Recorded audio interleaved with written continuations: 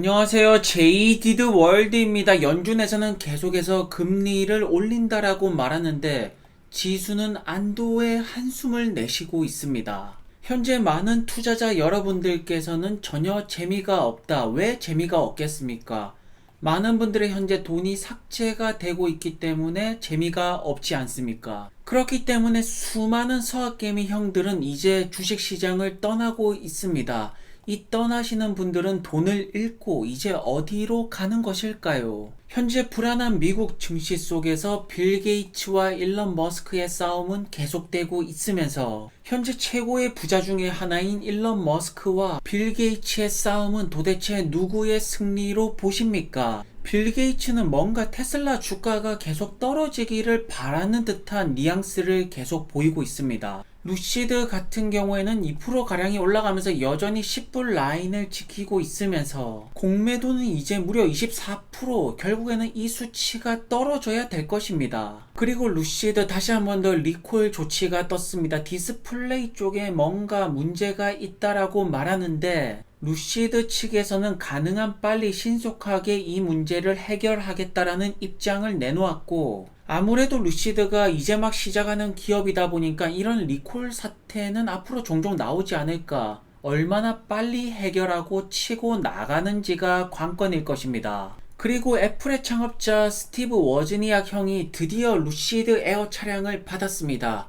그러면서 글을 조금 남겼는데 그것을 한번 살펴보자면, 우선 첫 번째 코멘트가 일단 루시드의 충전 속도를 굉장히 칭찬합니다. 결국 이 충전 속도가 사실 이 기술력을 통해서 여러가지 사업으로 확장을 할 수가 있습니다. 현재 많은 분들께서 스티브 워즈니악 입에서 나오는 루시드에 대한 리뷰, 루시드 차 드라이브 해보니까 어떤가, 이런 것들이 굉장히 궁금하지 않겠습니까? 그러니까 워즈니악 형께서 일단 지금 내가 루시드 드라이브 한지 일주일 가량밖에 되지는 않았다. 그렇지만 일단 차량 모습 자체는 테슬라보다 루시드가 더 낫다라고 말하면서, 아무래도 아쉬운 점은 오토파일럿 기능, 이런 테슬라의 오토파일럿 기능이 없다는 것이 조금 아쉽다. 루시드가 이 부분 같은 경우에는 빨리 지금 OTA로 어느 정도 업데이트를 보여줘야 될 것입니다. 그렇지만 지금 업데이트가 된 크루즈 컨트롤 같은 경우에는 아무런 문제가 없다, 작동이 잘 된다, 이런 칭찬을 하면서 여기서 우리가 눈여겨볼 멘트가 있습니다. 루시드 에어 차량은 마치 one step closer to I for AI라고 말합니다. AI에 조금 더 가까운 차량이다. 그런데 여기서 말하는 I가 무엇일까요? I가 의미하는 것이 무엇일까요? 어쨌든 루시드는 점차 AI에 가장 잘 들어맞는 그런 전기차, 이런 의미가 과연 어떠한 내용을 말하고자 하는 것일까요? 그러면서 저번 인터뷰 때도 그렇고 계속 테슬라 부분에 대해서는 부정적인 멘트를 하고 있습니다. 그리고 이제 간단하게 요약을 해드리자면, 테슬라가 지금 앞서가는 것은 맞고 루시드는 이제 막 시작된 회사이다. 두 개 회사를 비교할 필요는 없다. 그렇지만 현재까지 루시드가 기술적인 부분에서 거짓말은 한 것이 없다라고 말하면서 저번 인터뷰 때부터 계속해서 루시드를 치켜 세우고 있습니다.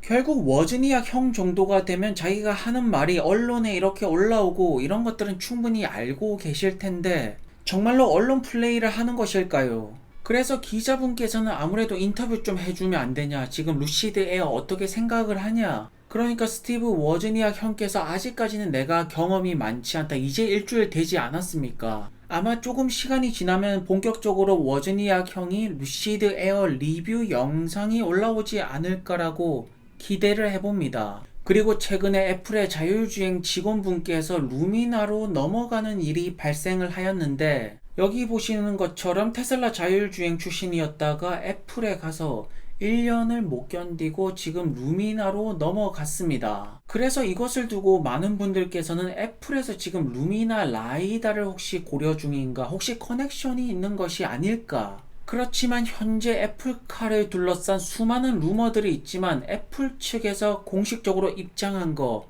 아직까지 하나도 없습니다. 이제는 조금씩 확정을 지어 나갈 단계가 아닐까라고 저는 봅니다. 그리고 루시드의 대주주 사우디 같은 경우에는 그야말로 전기차에 몰빵을 하고 있고, 그렇다면 이렇게 몰빵을 하는 김에 팍스콘이랑 애플도 이렇게 데려와야 되는 것이 아니겠습니까? 현재 루시드 에어 테스트용으로는 687마일 주행거리, 실주행거리 측정은 505마일이 나왔습니다. 그러니까 기술적인 격차는 계속해서 벌어지고 있으면서 현재 루시드가 어쨌든 딜리버리 생산 대수가 계속해서 빠르게 올라가고 있다. 이것만큼 긍정적이고 좋은 신호가 어디에 있겠습니까? 거기에다가 드디어 사우디도 공장 착공이 들어가는 것 같습니다. 이제 본격적으로 땅도 고르고 이제 공사를 진행을 해야 될 것입니다. 물론 지금 현재로서는 허와 벌판이지만 이것이 내년이 되면 어떠한 웅장한 모습으로 변할지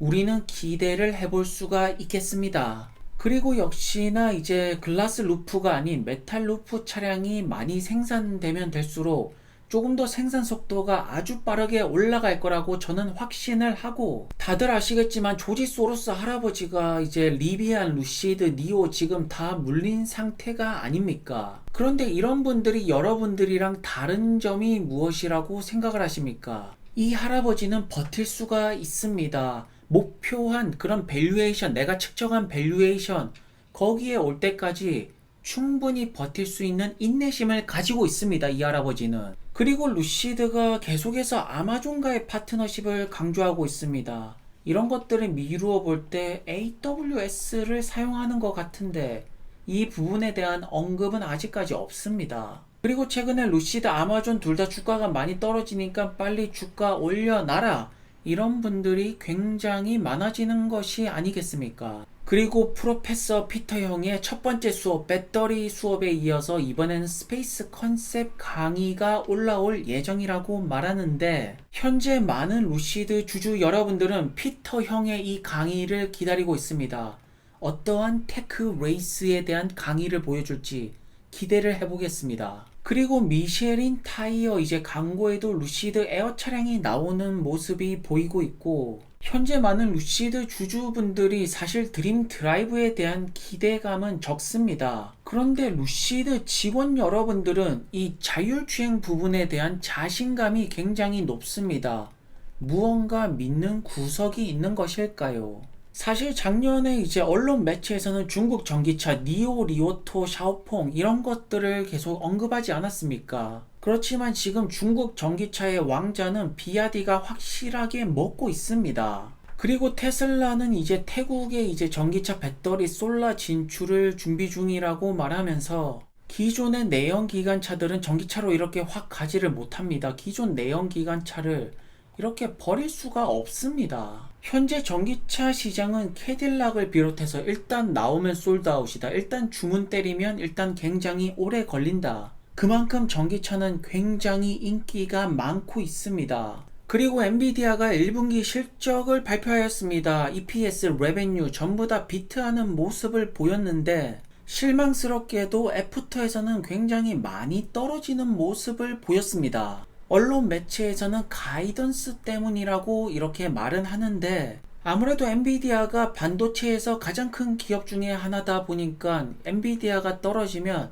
나스닥에도 굉장히 안 좋은 영향을 줄 수가 있습니다. 지금 애프터에서 엔비디아가 떨어지는 것이 결국 이제 매출 전망치를 떨어뜨렸다라고 말해서 이제 떨어지는 것인데, 이것이 엔비디아의 문제가 아니라 중국 봉쇄, 러시아, 우크라이나 전쟁, 다른 매크로적인 부분에 의한 이제 매출 전망치가 떨어졌다라는 점입니다. 그러니까 엔비디아 자체는 아무런 문제가 없습니다. 매출은 46%나 올라가면서 계속되는 성장을 보이고 있고, 엔비디아의 방향성은 뚜렷하게 나오고 있습니다. 데이터 센터와 게이밍. 전년도 대비 데이터 센터는 매출이 83%나 올랐고, 게이밍은 31%, 비주얼리제이션은 67%, 다만 이제 자동차 섹터, 자율주행 부분의 매출이 떨어졌습니다. 그렇지만 우리가 왜 엔비디아에 집중을 해야 될까? 지금 보시는 것처럼 마진이 60%대를 계속 유지를 하고 있습니다.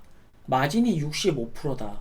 그러면 매출이 계속 올라가면 올라갈수록 정말로 수익을 극대화시키는 구조를 가지고 있는 것입니다. 어떻게 그로스 마진이 이렇게 높게 나올 수가 있을까요? 그렇다고 지금 엔비디아의 성장이 멈춘 것인가? 매출은 계속해서 올라가고 있습니다.